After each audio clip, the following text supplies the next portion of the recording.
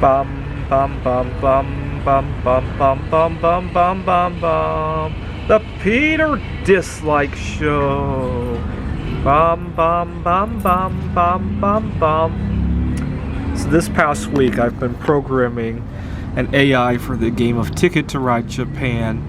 I couldn't find a hard copy of the game actually, and all the online stores that had it was like a 2 or 3 week delivery, and I wanted to see if somebody had a copy they could take a photo of the cards, and I got a hold of it, and when I got the email, that was the most excited I had been for years. So as you guys know, I've been trying to return to the dating world because that's how a lot of my peers beat at, and unfortunately none of that has brought me very much joy. It's more like this is a task that I have to do as a rite of passage. Dating to me feels more like that than any sense of joy.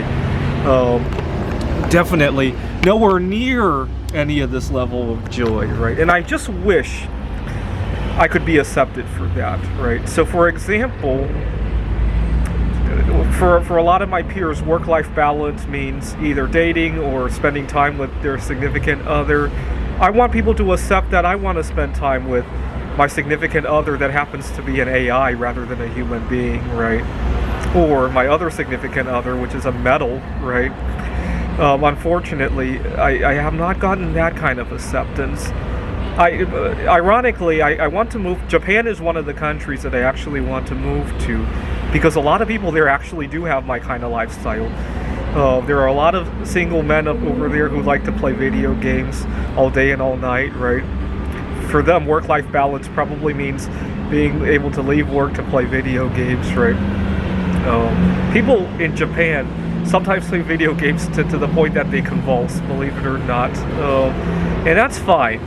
I'm glad they accept each other for that, right?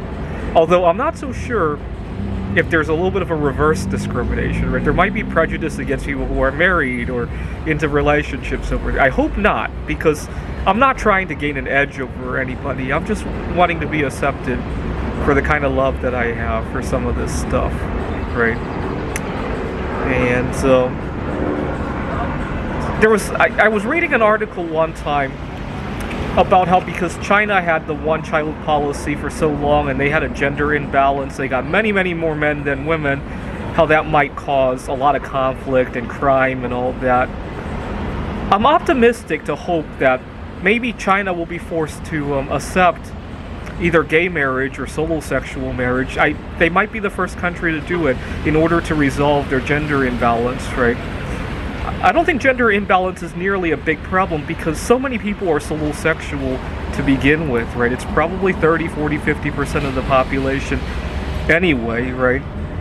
So in the early 1900s, the Soviet Union obviously lost a lot of men to World War I.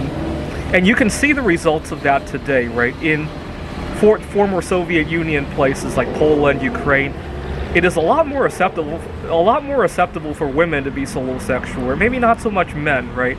I believe that's a fallout of what happened 100 years ago, right? And China will probably just have it the other way around, right? This is the Peter Dislike Show.